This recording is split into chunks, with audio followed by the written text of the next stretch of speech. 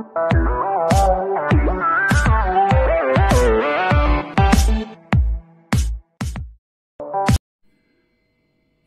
मेरे प्यारे भाइयों बहनों, आईएएस आरएएस विद आरजे में आपका स्वागत है, हार्दिक अभिनंदन है। तो मेरे प्यारे भाइयों बहनों, आज हम आपके सामने फिर से लेकर आ चुके हैं 28 अप्रैल 2023 का राजस्थान राज्य का जो विशेष करंट अफेयर है वो आपके सामने आज प्रस्तुत है। तो मेरे प्यारे भाइयों बहनों, जो आपके लिए कल के न्यूज़पेपर में या कहें तो आज सुबह तक के लिए जितनी भी न्यूज़ इंपॉर्टेंट थी उन सबको समाहित करते हुए आपके सामने लेकर आ चुके हैं राजस्थान राज्य विशेष का करंट अफेयर के रूप में। तो मेरे दोस्तों, बिना इधर उधर की बातें किए हम आते हैं सीधे एक पुरानी सी बात पर। पहले वही रोज वाली बात। तो रोज वाली बात क्या है मेरे प्यारे भाइयों बहनों, कि आप पीडीएफ जाके ले लीजिए टेलीग्राम चैनल से। टेलीग्राम चैनल का नाम है मेरे प्यारे भाइयों बहनों आईएएस आरएएस विद आरजे।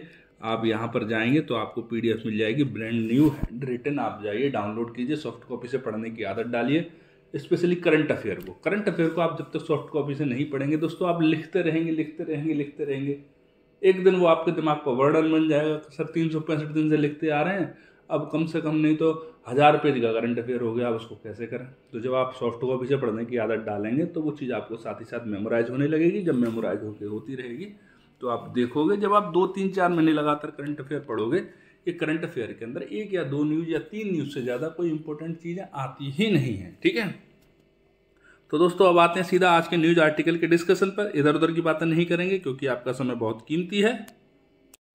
दोस्तों, हमारे का पहला न्यूज आर्टिकल है वो बहुत इंपॉर्टेंट है, वो है राजस्थान में लिथियम के भंडार के ऊपर। किसके? राजस्थान के अंदर क्या मिले हैं? लिथियम के भंडार। लिथियम बहुत इंपॉर्टेंट धातु चल रही है आजकल भैया।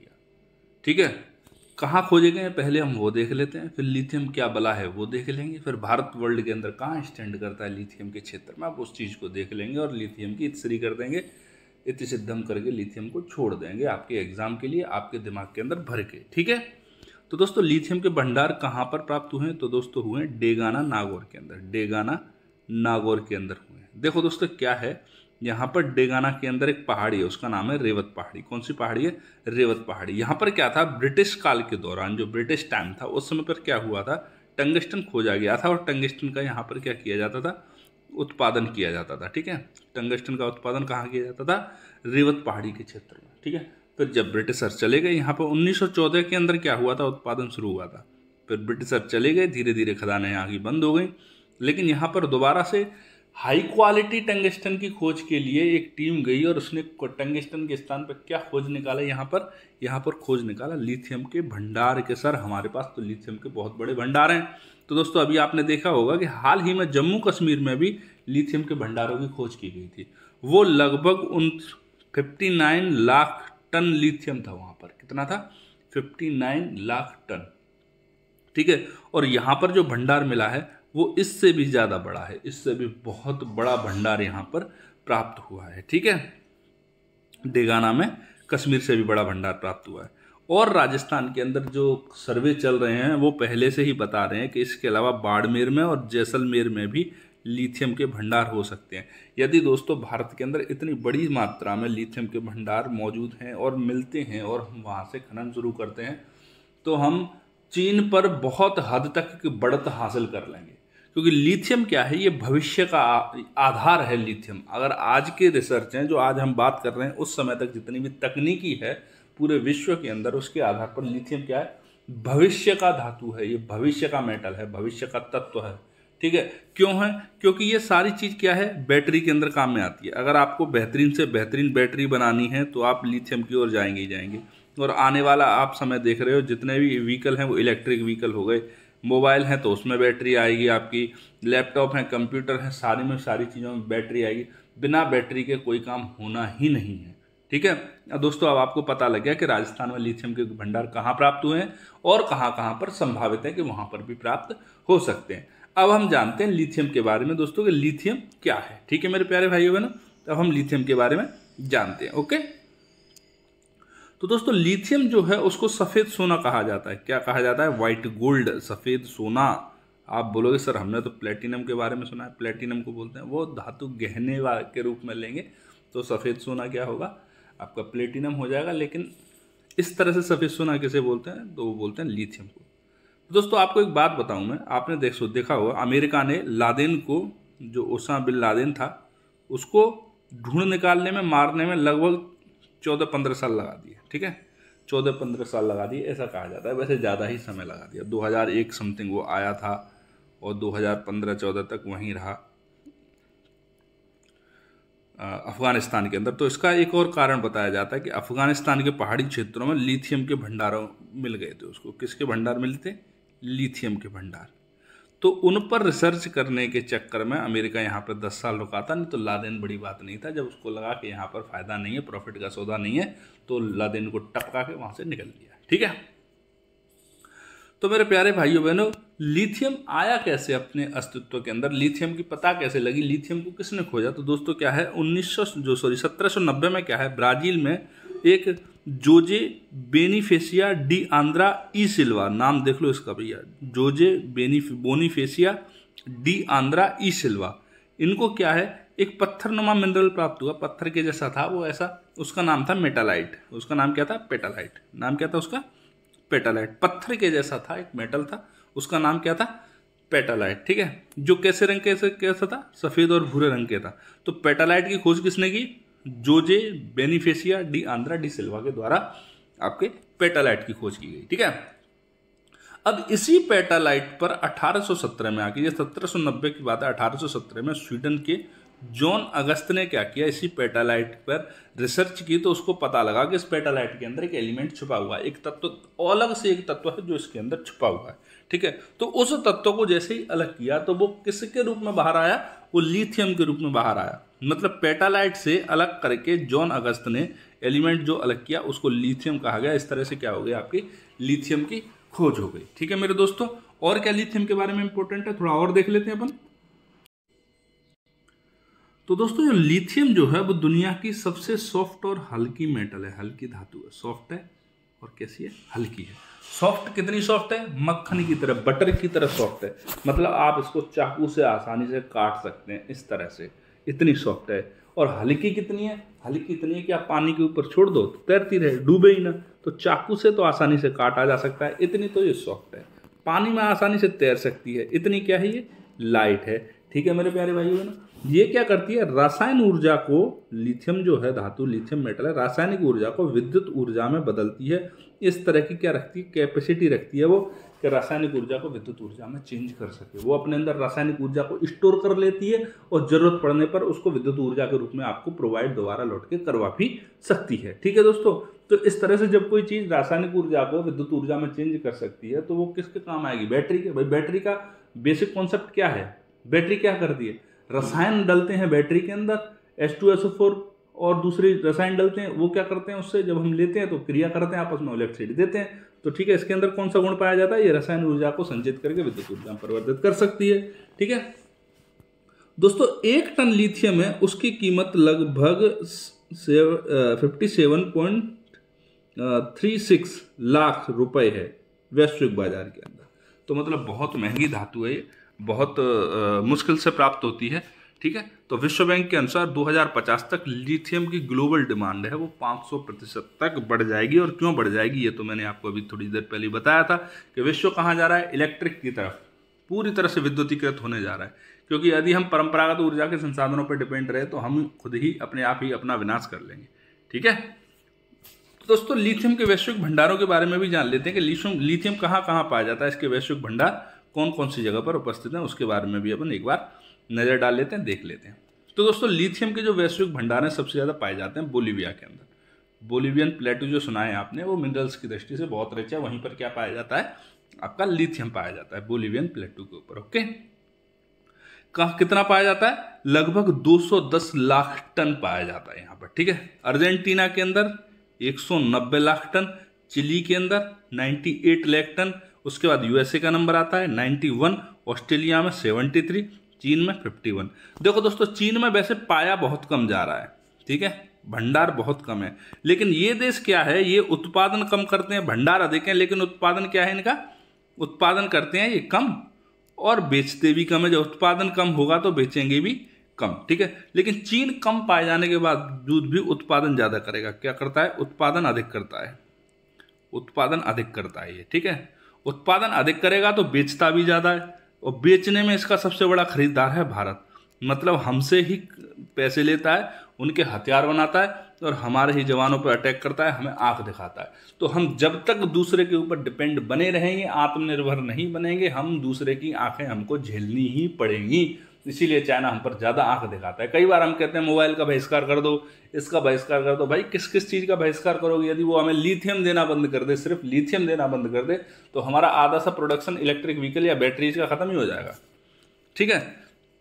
उसके बाद भंडार कहाँ पाए जाते हैं? तो पुर्तगाल के अंदर, उसके बाद जिम्बाब्वे और ब्राजील के अंदर। ठीक है, आपको पता लग गया कहाँ कहाँ भंडार पाए जाते हैं। आप बोलोगे सर भारत का नाम तो आपने लिया ही नहीं। भारत हमारा स्पेशल है भाई, अलग से नाम लेंगे उसका।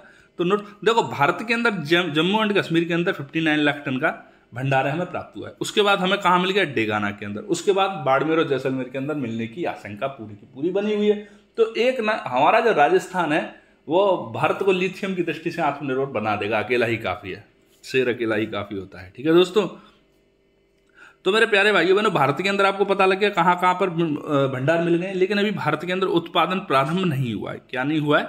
उत्पादन प्रारंभ नहीं हुआ है, अभी उत्पादन नहीं हुआ है। ठीक है, तो अभी हमें कुछ समय तक और क्या करेगा?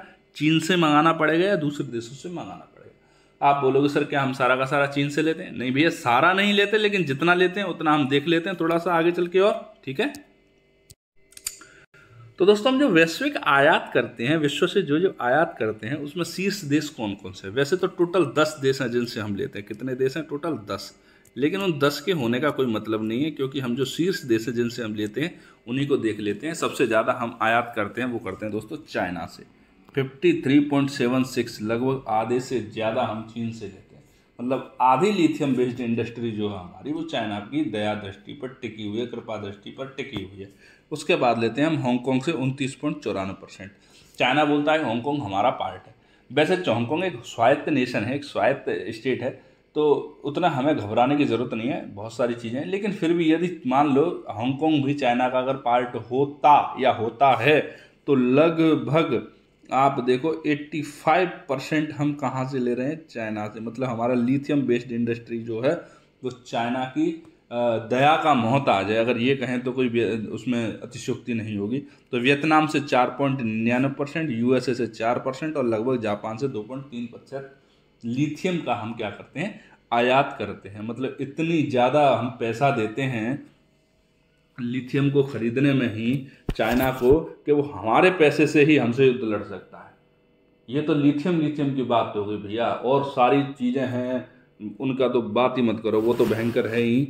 हमारा कोई भी त्यौहार हो वहाँ पर चीज़ें कौन भेजता है? चाइना। अब गवर्नमेंट की मजबूरियां हैं, वो उन पर सेंक्शन नहीं लगा सकती, लेकिन मेरे दोस्तों, मेरे मित्रों, अपन लोग तो कर सकते हैं ना। तो चाइना की चीज़ें आज से ही खरीदना कम करो। बंद तो एक साथ कुछ नहीं हो सकता, लेकिन कम से कम करो। कोई मजबूरी हो तभी खरीदो, मत खरीदो। जो हमारी लाइट है उनकी जगह देसी लाइट का इस्तेमाल करो भैया, अपने विदेशियों का मत करो, चाहे कितनी भी चमक हो। ठीक है, तो दोस्तों अब चलते हैं हम अगले न्यूज आर्टिकल के डिस्कशन की तरफ। तो हमारा अगला न्यूज आर्टिकल है गांधी दर्शन प्रशिक्षण शिविर के बारे में। गांधी जी का दर्शन कराने और प्रशिक्षित करने के लिए एक शिविर का आयोजन किया जा रहा है। अब गांधी जी के दर्शन कैसे होंगे? वैसा मुन्ना भाई की तरह तो नहीं होगा, लगे रहो मुन्ना भाई, गांधी दिख गए, बाबा दिख गए, वो भैया गांधी बाबा अपन को दिख रहे हैं, ऐसा नहीं होगा। तो कैसा होगा? पहले देख लेते हैं आयोजन कहाँ किया जा रहा है। इस शिविर का आयोजन किया जा रहा है दोस्तों Mahatma Gandhi institute of governance and social science, Jaipur के अंदर।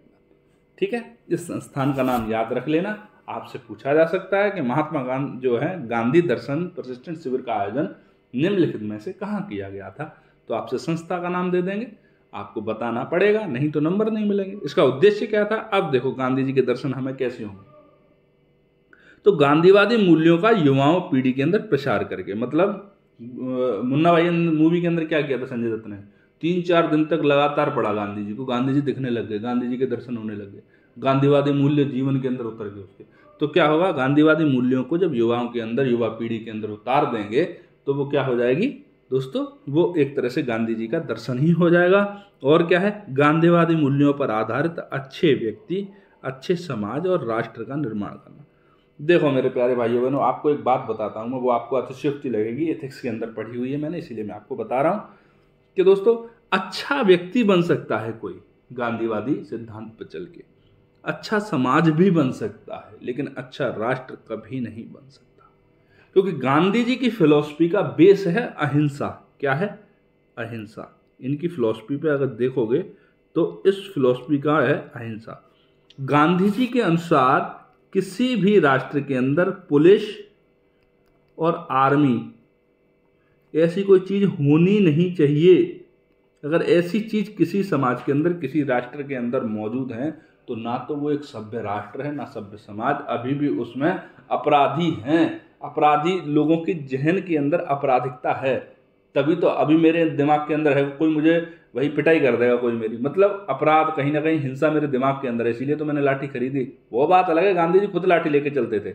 ये दुनिया की बड़ी विडंबना रही है मेरे भाइयों बहनों कि अहिंसा की बात करने वाले के हाथ में लाठी, शांति की बात करने वाला आज के विश्व में देखो तो दुनिया का सबसे बड़ा हथियारों का निर्यातक और आयातक, भारत और अमेरिका दोनों। ठीक है, तो दोस्तों जो राष्ट्र निर्माण है वो गांधी जी के सिद्धांतों पर नहीं हो सकता, समाज और व्यक्ति का निर्माण हो सकता है। क्योंकि जैसे ही हम आर्मी को ख़त्म करेंगे कुछ नहीं होगा, सबसे पहले कबायली अटैक होगा जिस तरह से जम्मू कश्मीर के ऊपर हुआ था, और फिर से हमें सेना की ज़रूरत तो पड़ेगी। ठीक है, अब अपन चलते हैं थोड़ा सा और आगे। अब आज का अपना दूसरा आर्टिकल, जो अगला न्यूज आर्टिकल है वो क्या है, तो दोस्तों हमारा अगला न्यूज आर्टिकल है वो है ऑटिस्टिक अवेयरनेस मंथ। कौन सा ऑटिस्टिक, आप बोलोगे ये कौन सा है सर, बताएंगे। ऑटिस्टिक, ऑटिस्टिक का मतलब होता है ऑटिज्म नाम की एक बीमारी होती है, ऑटिज्म, उसके ऊपर। ठीक है, अभी आपको बताते हैं पूरा का पूरा।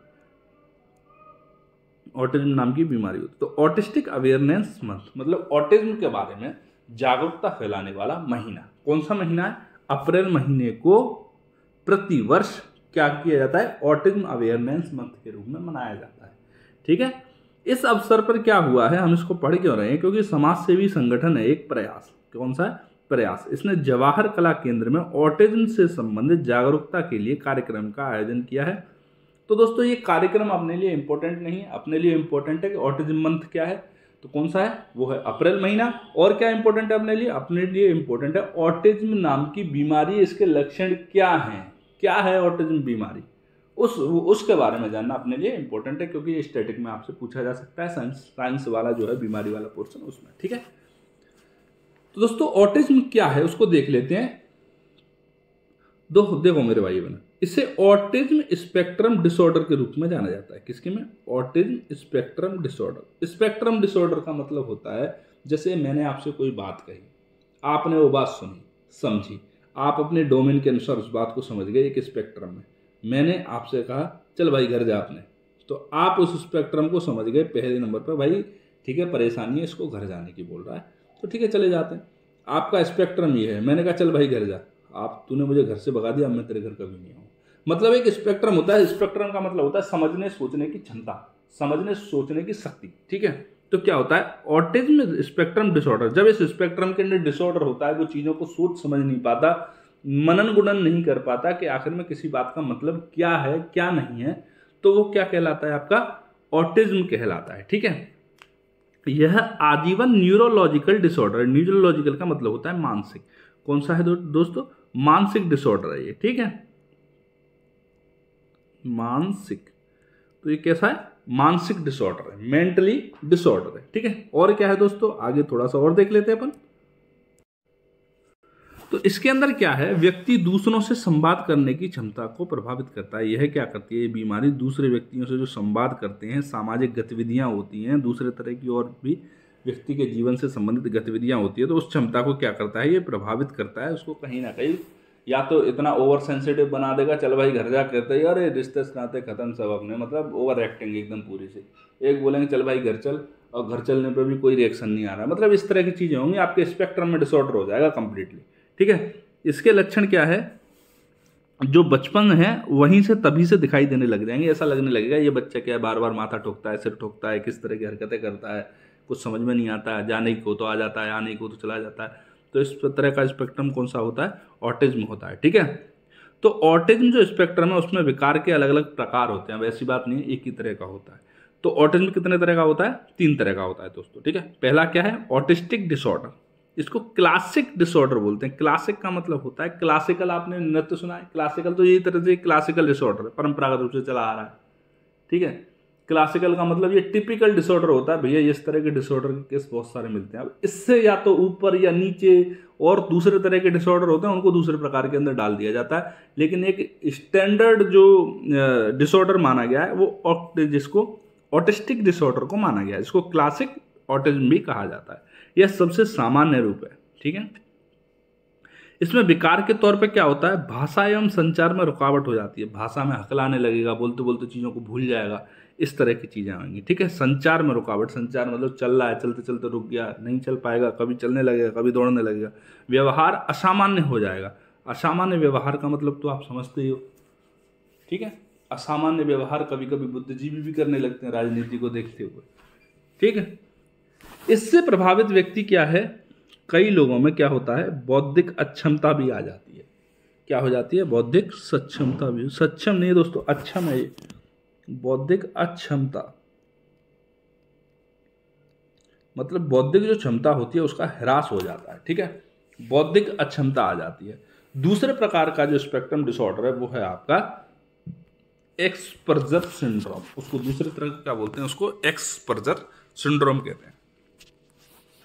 तो दोस्तों इसमें क्या होता है, जो बौद्धिक अक्षमताएं होती हैं उनका सामना नहीं करना पड़ता है। बाकी सारे लक्षण कैसे होते हैं, जो आपका क्लासिक ऑटिज्म होता है। उसको नाम क्लासिक ऑटिज्म दिया ही इसी तरह गया है कि वो एक स्टैंडर्ड रूप है ऑटिज्म का। उसके अलावा जो दूसरे हैं वो या तो उससे थोड़े ज़्यादा, उससे थोड़े कम, लेकिन जो ज़्यादातर लोग पाए जाते हैं वो क्लासिक ऑटिज्म के पाए जाते हैं, ठीक है।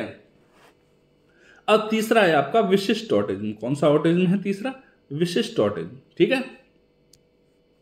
इसमें क्या है, इसमें ऑटिस्टिक डिसऑर्डर के हल्के लक्षण पाए जाते हैं। जो क्लासिक डिसऑर्डर था दोस्तों, जिसमें क्या हो रहा था, संचार, भाषा, असामान्य व्यवहार, बौद्धिक अक्षमता, तो ये सारी चीजें विशिष्ट ऑटिज्म में भी पाई जाएंगी, लेकिन बहुत हल्के स्तर पे पाई जाएंगी। कैसे स्तर पे पाई जाएंगी, हल्के स्तर पे, कम स्तर पे पाई जाएंगी।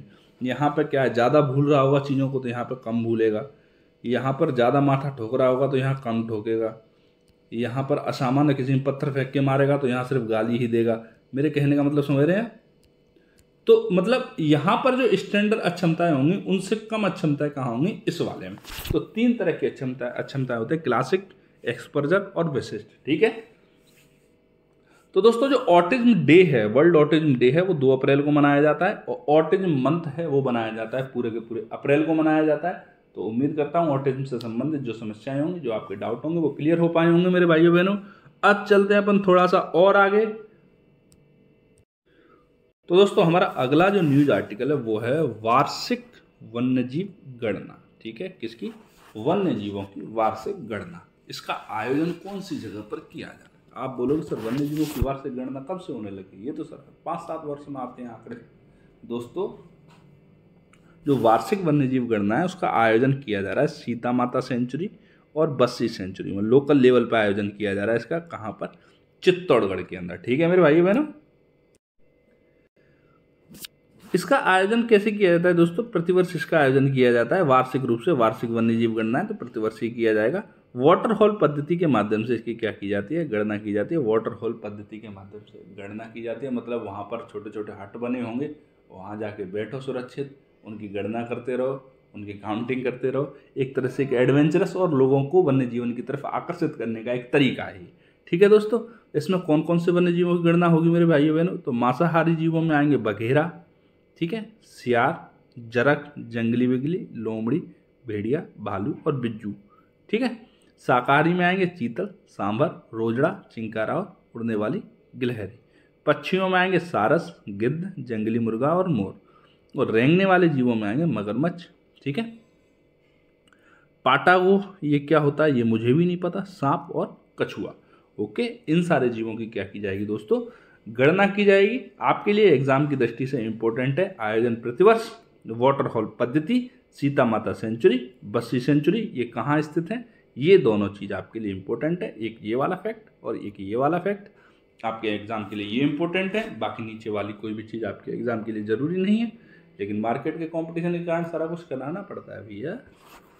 दोस्तों अब चलते हैं थोड़ा सा और आगे।